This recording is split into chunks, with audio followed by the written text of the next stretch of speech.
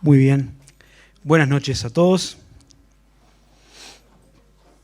El miércoles pasado habíamos estado estudiando o empezando el estudio del capítulo 15 de Primera Samuel. Hace varios miércoles que venimos recorriendo la historia que nos relata este libro, ¿no? del comienzo de la monarquía en el pueblo de Israel. Y el primer personaje que se nos presenta es Samuel, que viene a ser el que hace esa bisagra o ese punto de inflexión entre el tiempo de los jueces y los reyes. Él es el que establece o unge al primero de los reyes, que es Saúl, el hombre conforme al corazón del pueblo, el que la gente quería tener como rey, como tenían las demás naciones.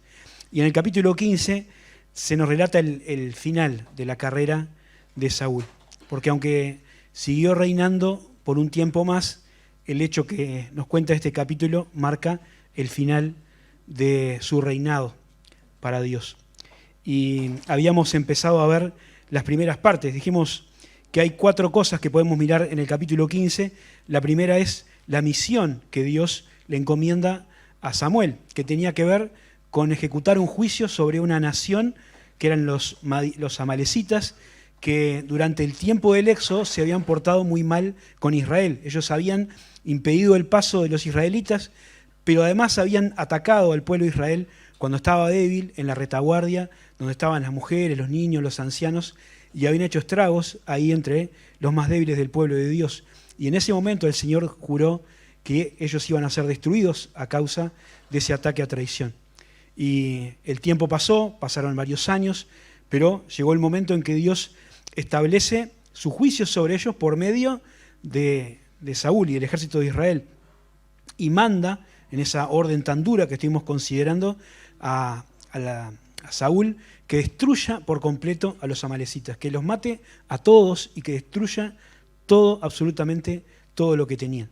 Y Saúl fue con el ejército que había reunido y obtuvo una victoria resonante contra los amalecitas, pero no hizo lo que Dios le había mandado, ¿no? Él preservó la vida del rey y preservó lo mejor del ganado, de los animales que los amalecitas tenían.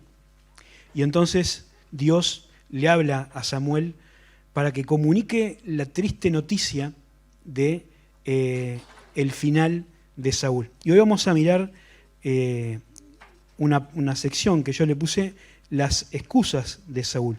Y vamos a hablar desde el capítulo 15, desde el versículo 10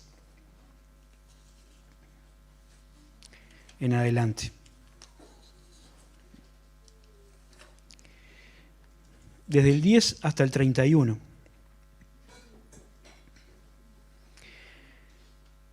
Dice, vamos a leer el 9 para recordar un poquito lo que decía recién. Y Saúl y el pueblo perdonaron a Agag y a lo mejor de las ovejas y del ganado mayor, de los animales engordados, de los carneros y de todo lo que era bueno, y no lo quisieron destruir. Mas todo lo que era vil y despreciable destruyeron.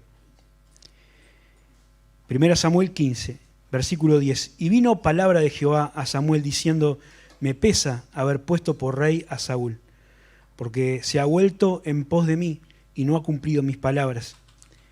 Y se apesadumbró Samuel y clamó a Jehová toda aquella noche. Madrugó luego Samuel para ir a encontrar a Saúl por la mañana, y fue dado aviso a Samuel diciendo, Saúl ha venido a Carmel. Y aquí se levantó un monumento, y dio la vuelta y paseó adelante, y descendió a Gilgal. Vino pues Samuel a Saúl, y Saúl dijo, bendito seas tú de Jehová, yo he cumplido la palabra de Jehová. Samuel entonces dijo, ¿por qué balido de ovejas y bramido de vacas es este que yo oigo con mis oídos? Y Saúl respondió, de Amalec los han traído, porque el pueblo perdonó lo mejor de las ovejas y de las vacas para sacrificarlas a Jehová tu Dios, pero lo demás lo destruimos. Entonces dijo Samuel a Saúl, déjame declararte lo que Jehová me ha dicho esta noche. Y él respondió, di.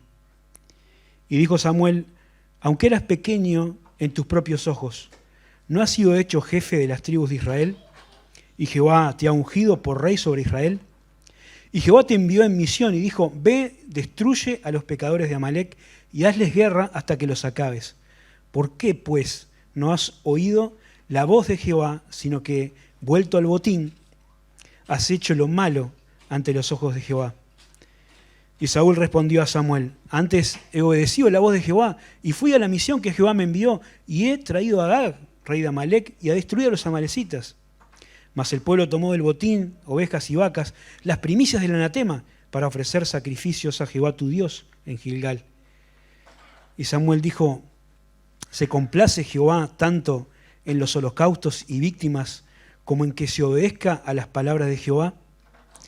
Ciertamente el obedecer es mejor que los sacrificios y el prestar atención que la grosura de los carneros. Porque como pecado de adivinación es la rebelión y como ídolos e idolatría la obstinación. Por cuanto tú desechaste la palabra de Jehová, él también te ha desechado para que no seas rey. Entonces Saúl dijo a Samuel, yo he pecado, pues he quebrantado el mandamiento de Jehová y tus palabras, porque temí al pueblo y consentí a la voz de ellos. Perdona pues ahora mi pecado y vuelve conmigo para que adore a Jehová. Y Samuel respondió a Saúl, no volveré contigo, porque desechaste la palabra de Jehová, y Jehová te ha desechado para que no seas rey sobre Israel. Y volviéndose Samuel para irse, él se asió de la punta de su manto, y éste se rasgó. Entonces Samuel le dijo, Jehová ha rasgado hoy de ti el reino de Israel, y lo ha dado a un prójimo tuyo mejor que tú. Además, el que es la gloria de Israel no mentirá ni se arrepentirá, porque no es hombre para que se arrepienta. Y él dijo, yo he pecado, pero te ruego que me honres delante de los ancianos de mi pueblo y delante de Israel, y vuelvas conmigo para que adore a Jehová tu Dios. Y volvió Samuel tras Saúl y adoró Saúl a Jehová. Esta es una porción impactante de la palabra de Dios. Es un momento triste en la historia de un hombre que tuvo todo para ser importante, para ser un verdadero siervo de Dios, pero se quedó en el camino. Y este pasaje es uno de los que nos revela, junto con otros que ya hemos visto, la razón por la cual Saúl no pudo ser aquello que tenía condiciones para ser. El otro día decíamos, los pecados de David, que fue el que sucedió a Saúl, no fueron menos, ni fueron menos graves, ¿no? David pecó más veces e hizo cosas peores. Pero el corazón de Saúl y el corazón de David eran condiciones distintas. Lo que pasa se puede resumir en este proverbio, ¿no? Dice Proverbios 28:13, el que encubre sus pecados no prosperará, mas el que los confiesa y se aparta alcanzará misericordia. Y ese proverbio, ese principio bíblico, explica la razón por la cual Saúl no pudo seguir adelante. Porque él pecó contra Dios, pero no se arrepintió, ¿no? Aunque reconoció, como vamos a ver, algunas cosas, no llegó genuinamente a un arrepentimiento como el que Dios quiere, que es un arrepentimiento que permite a Dios trabajar en nuestra vida. Si leemos apresuradamente el pasaje, podemos pensar, bueno, Saúl pecó y fue desechado, ¿no? Y nos puede quedar esa sensación de que el Señor es un Señor, un Dios rígido, duro, radical, que condena el pecado y que no da segundas oportunidades. Pero si conocemos la palabra de Dios y hemos leído la Biblia, sabemos que no es esa la visión que Dios nos quiere transmitir, de la forma que Él tiene, ¿no? Pensábamos recién en David, pero podemos recordar grandes hombres de Dios a lo largo de toda la historia que cometieron faltas, cometieron pecados, que fracasaron y que fueron restaurados y que volvieron a servir al Señor, ¿no? Desde Abraham, el patriarca, pasando por Jacob, Moisés, ¿no? David, Pedro y otros pasajes más que uno puede recordar de personas que pecaron contra Dios, hicieron cosas espantosas, pero el Señor no solamente los perdonó, sino que también los restauró. ¿Por qué no Saúl, ¿no? ¿Cuáles fueron las razones que llevaron a que Saúl no pudiera pasar por ese proceso de restauración? Y esa respuesta es importante, porque sin duda todos nosotros vamos a experimentar también algún fracaso en nuestra vida cristiana. Sin duda hemos pecado y sin duda nos va a tocar pecar otra vez, ¿no? Porque estamos en esta naturaleza caída y es muy probable, por no decir seguro, que cometamos errores. ¿Cómo podemos hacer para no quedar en el camino, para poder levantarnos y ser restaurados por Dios? Yo quiero compartir 3 cosas que encontré acá, que son obstáculos para que Dios pueda trabajar en nuestro corazón una vez que cometemos un pecado o que desobedecemos a Dios. 3 cosas que tenía Saúl. El primero es la autocomplacencia. La segunda cosa es la autoconvicción. Y la última, la autocompasión.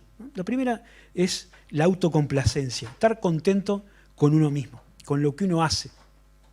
Y eso lo podemos ver en los primeros versículos que leímos ahora. En el versículo 10, después de que Saúl había logrado aquella gran batalla, se nos muestra la escena como en 2 partes, ¿no? Por un lado, lo que Dios le estaba hablando al profeta, a Samuel, ¿no? Dios le estaba diciendo que Saúl se había desviado de sus caminos. Y dice Dios, me pesa haber puesto a Saúl por rey. Y es una palabra tremenda esa, ¿no? Dice el pasaje más adelante que Dios no es hombre para que mienta, ni hijo de hombre para que se arrepienta. Lo repite la Escritura también en Números 23, ¿no? Y dice acá, Dios me pesa haber puesto en el corazón. Otras versiones traducen así, me arrepiento de haber puesto a Saúl, lamento haber puesto a Saúl, ¿no? Y esta es una expresión que trata de hacernos entender lo que pasa en el corazón de Dios cuando un hijo de Él, un siervo de Él, desobedece. Dios no es santo y es perfecto. Y Dios no puede arrepentirse de algo que ha hecho mal porque Dios no puede pecar. Tampoco Dios puede arrepentirse de haber hecho algo porque lo tomó por sorpresa, porque Dios es omnisciente y sabía lo que Saúl iba a hacer. Pero es lo que se conoce como un antropomorfismo, es decir, una forma de que nosotros los hombres, los seres humanos, podamos entender lo que pasa en el corazón de Dios, el dolor que produce el pecado en el corazón de Dios. Dios no es insensible, y cuando uno de nosotros desobedece y deshonra su nombre, a Dios le duele, ¿no? Y Dios sentía pesar en su corazón porque Saúl se había apartado de su camino. Y miren qué interesante cómo Samuel estaba en sintonía con el corazón de Dios. Y cuando él sabe lo que había pasado y lo que él iba a tener que hacer, también siente dolor y ruega al Señor por una oportunidad, ¿no? Y yo no creo que sea porque Samuel tenía miedo de ir a decirle a Saúl, porque tenía miedo de lo que le podía pasar a él, sino que él tenía un corazón de pastor. Él amaba a Saúl y hubiera querido que a Saúl le hubiera ido bien, ¿no? Y es un lindo ejemplo para nosotros porque nos muestra cómo tenemos que actuar ante el pecado o la caída de un hermano. Recién estábamos pensando, ¿no? Y cuando Gaby decía eso, varios nombres seguramente vinieron a nuestra mente. Y la actitud personal y la actitud de la iglesia tiene que ser una búsqueda de la restauración para el que ha caído, porque es la actitud del creyente espiritual. Dice Pablo en Gálatas 6:1 que los que son espirituales son aquellos que restauran con espíritu de mansedumbre. No dijo Samuel, qué macana, bueno, a ver, que pase el que sigue y ya nos olvidamos de sino que le dolía en su corazón. Ahora, mientras Dios estaba entristecido por la desobediencia, mientras Samuel estaba entristecido por la desobediencia de Saúl, Saúl estaba recontento, ¿no? Y dice la Escritura en el versículo 10, ¿no? En el versículo 12, ¿no? Que le dijeron a Samuel, mirá que Saúl vino para el monte Carmelo porque se hizo, noten como está escrito ahí, se hizo un monumento, ¿no? No dice hizo un monumento, porque ya antes en la historia se habían levantado otros monumentos, ¿no? Josué, cuando cruzaron el Jordán, había levantado un monumento. Y en otras instancias Dios había dicho, dejen ahí un memorial, un recuerdo para que las generaciones futuras sepan lo que Dios hizo por su pueblo. Pero no era un monumento así, era un monumento en su propio honor. Y nos habla muy fuerte de cómo estaba el corazón de Saúl buscando su propia gloria. El orgullo de la autocomplacencia es un pecado grave, ¿no? No es esa clase de orgullo que podemos sentir cuando uno termina una carrera o cuando un hijo alcanza un logro, no es el orgullo de hacer un buen trabajo, es el orgullo de la arrogancia, de la altivez, ¿no? De creernos más de lo que realmente somos y de ponernos en el corazón de Dios, de rechazar la autoridad de Dios sobre nuestra vida y de ponernos de igual a igual con el Señor, ¿no? El orgullo fue lo que se encontró en el corazón de Lucero, aquel ángel que después fue Satanás. Y el orgullo es la causa de que muchas personas no lleguen nunca al encuentro con el Salvador, porque les impide reconocer que necesitan ayuda de otra persona, ¿no? El orgulloso cree que con su esfuerzo puede alcanzar la gloria, puede lograrlo por su cuenta y rehúsa la gracia de Dios, ¿no? El orgullo lo vemos en el corazón de aquel fariseo que subió al templo a orar, en esa parábola que contó el Señor Jesús en Lucas capítulo 18, ¿no? Que era un hombre realmente satisfecho con su forma de vivir su fe, su religión, ¿no? Y como otros han dicho, prácticamente le dice a Dios que tenía que estar contento y agradecido de tener a alguien como él que fuera su hijo. Pero la visión del Señor es bien diferente, porque dice que él no fue justificado, ¿no? Dice que el publicano, que era un pecador, se daba cuenta que necesitaba la gracia de Dios, pero él no, ¿no? Por lo tanto, el publicano fue justificado, pero él no. En Apocalipsis capítulo 3 tenemos otro ejemplo. Ahí hay una carta a una iglesia que se llamaba la Odisea. Y estos hermanos también pensaban que estaban muy bien delante de Dios, que tenían todo lo que necesitaban y que lo que hacían era extraordinario. Sin embargo, la misión de Dios es que eran totalmente indigentes espirituales. No tenían nada y necesitaban todo. Y el Señor al que decían adorar estaba afuera. Es fundamental poder reconocer nuestra necesidad para empezar a solucionar el problema del pecado en nuestro corazón. Si desobedecemos a Dios, ¿no?, pero no nos damos cuenta de eso, estamos contentos con lo que hacemos, nunca vamos a poder tener lo que necesitamos para que el Señor trabaje en nuestro corazón. Es imprescindible reconocer que delante de Dios no somos nada, no tenemos nada y que necesitamos recibir de Él la misericordia. Por eso dice Jesús en Mateo capítulo 5 que son bienaventurados los pobres en espíritu, porque ellos entienden que no tienen nada y que necesitan todo de Dios para salir adelante.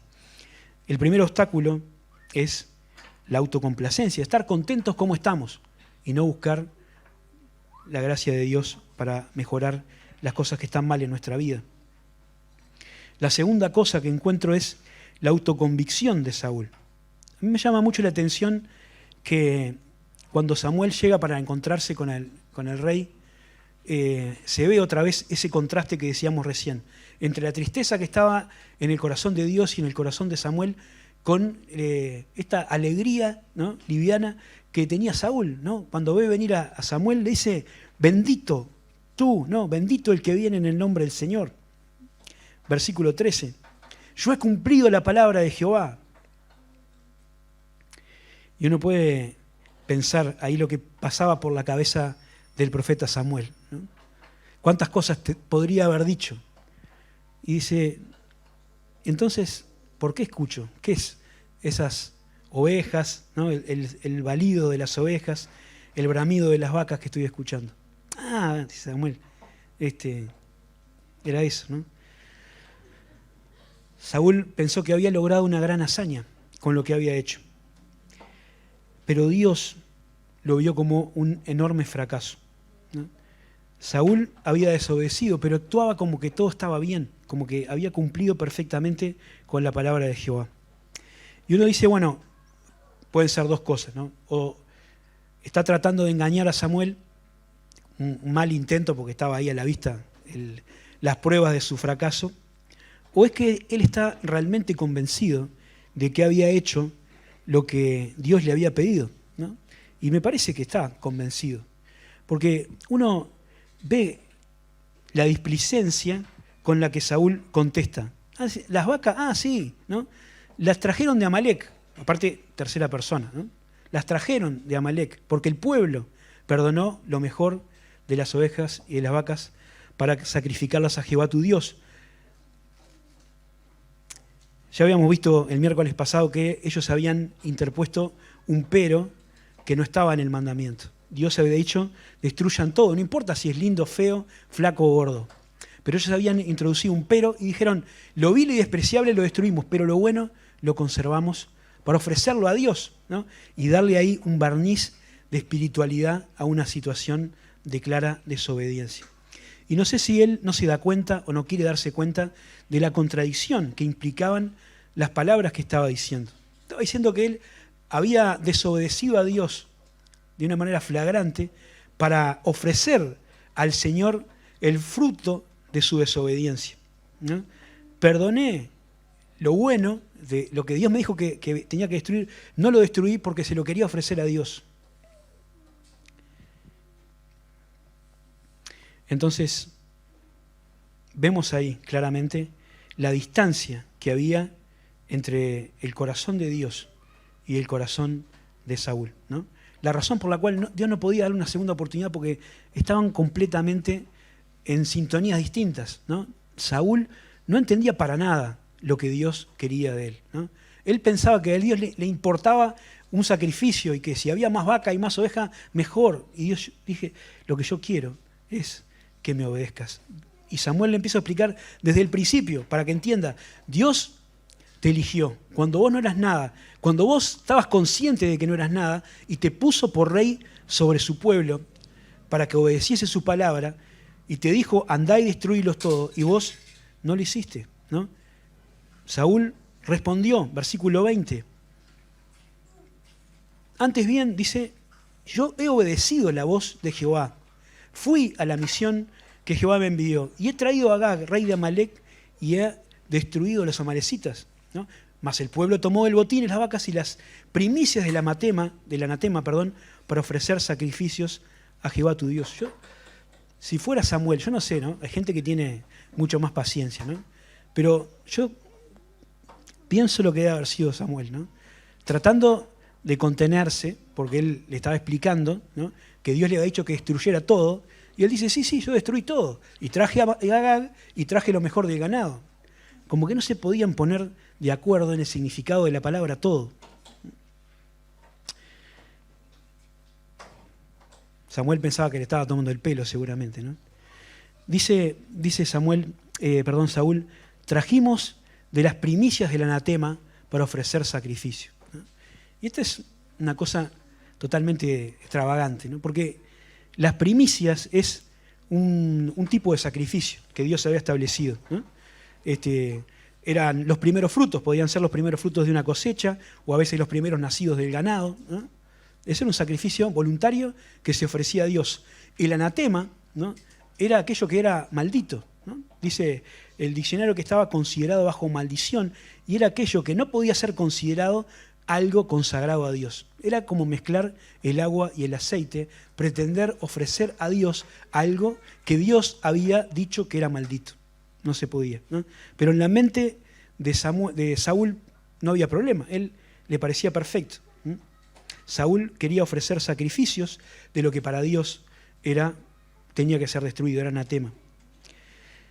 Y lamentablemente la historia nos muestra que Saúl no fue el único que hizo eso. Ustedes recuerdan, en el Malaquías capítulo 1 hay un pasaje muy duro, donde Dios también habla a su pueblo, reprendiéndolo por la misma actitud, ¿no?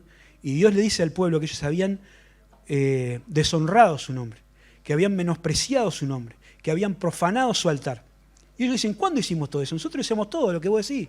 Dice, cuando ustedes ofrecen lo robado, lo cojo, lo ciego, lo que no tiene valor, lo que no le regalarían a nadie para quedar bien, ¿no?, a ningún pariente, a ningún amigo, a ningún cumpleaños, lo traen y lo ponen para sacrificar delante de Dios. Eso es deshonrar el nombre de Dios.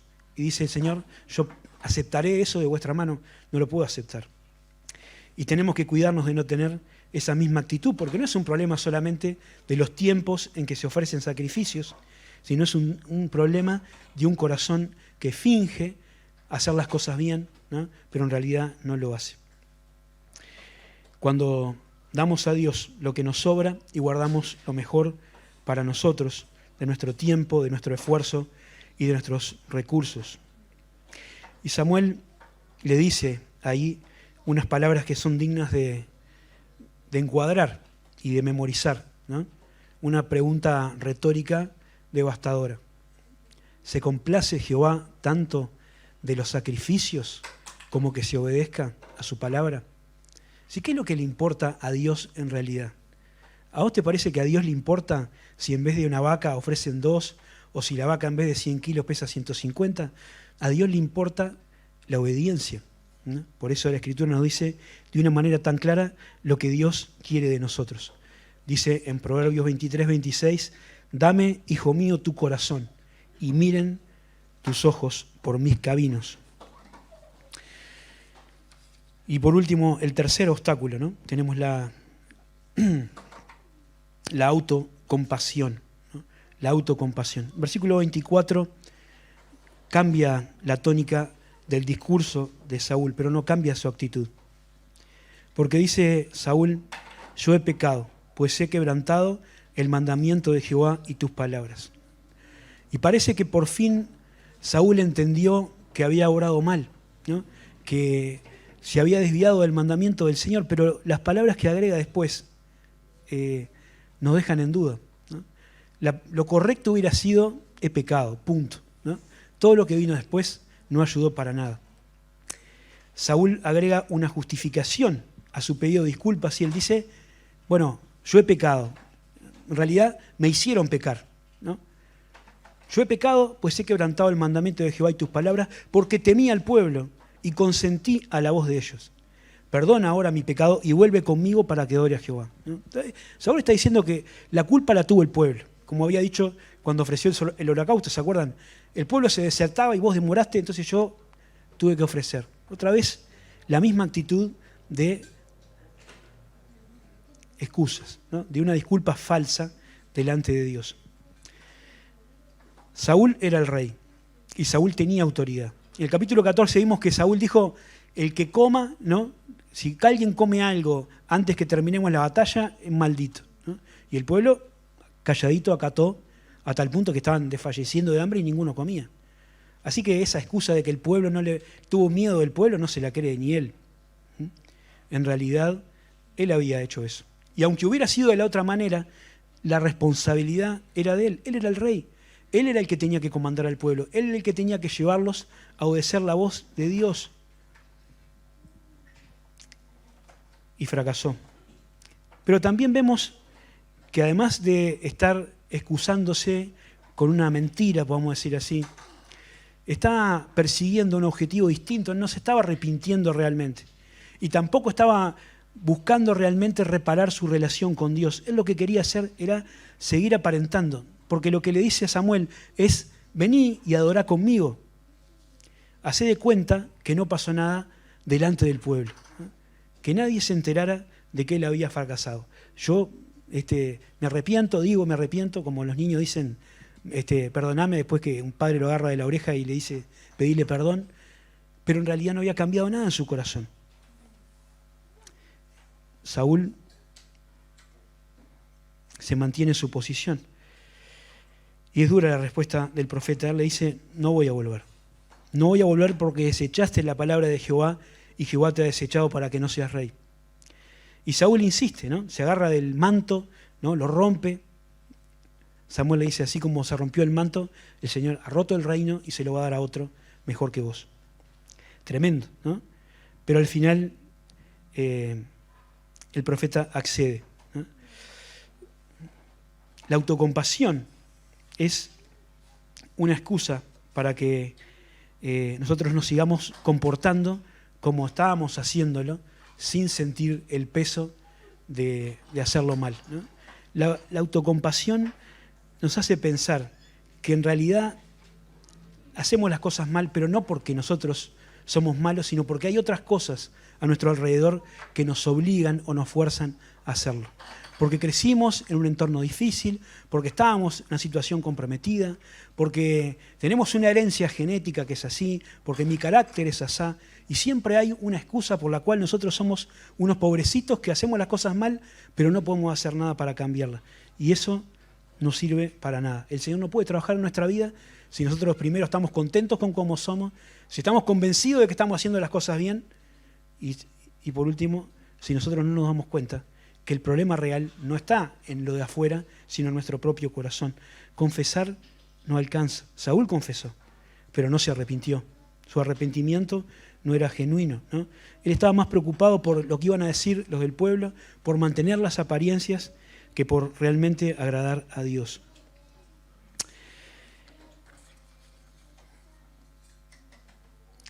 Y eso también tenemos que cuidarnos, ¿no?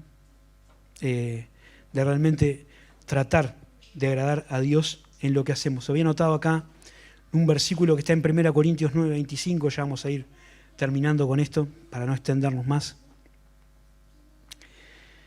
Porque el hombre, conforme al corazón del pueblo, había fallado, ¿no? Y Dios ya tenía el plan de repuesto en marcha, ¿no? El hombre, conforme al corazón de Dios, ya estaba elegido y iba a ser ungido en poco tiempo.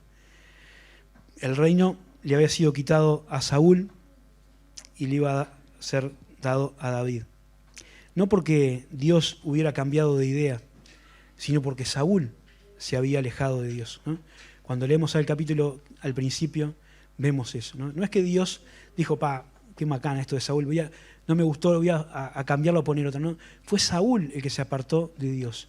Él se apartó de en pos de mí y está siguiendo su propio camino. Se volvió al botín, se volvió a su orgullo, se volvió a la importancia de su posición y no siguió manteniendo un corazón para Dios. Por esa razón, dice la Escritura, Saúl fue desechado, fue descalificado. Y en 1 Corintios capítulo 9, versículo 25, el apóstol Pablo descubre que también su oración es cuidarse de no cometer el mismo error que su tocayo del Antiguo Testamento, ¿no? Saulo es Saúl también. Y escribe en 1 Corintios 9, 25, estas palabras, dice, todo aquel que lucha, de todo se abstiene. Ellos a la verdad para recibir una corona corruptible, pero nosotros una incorruptible. Así que yo de esta manera corro, no como a la aventura, de esta manera peleo, no como quien golpea el aire, sino que golpeo mi cuerpo y lo pongo en servidumbre, no sea que, habiendo sido yo heraldo para otros, yo mismo venga a ser eliminado. Y acá la cuestión no es ver si uno va a llegar o no a alcanzar la salvación, que está garantizada por la obra de la cruz, ¿no?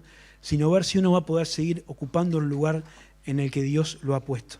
Si va a poder seguir usando sus dones, sus talentos, sus recursos para servir y agradar al Dios que nos salvó al precio de su sangre, ¿no? Es el privilegio de seguir estando donde Dios quiere que estemos.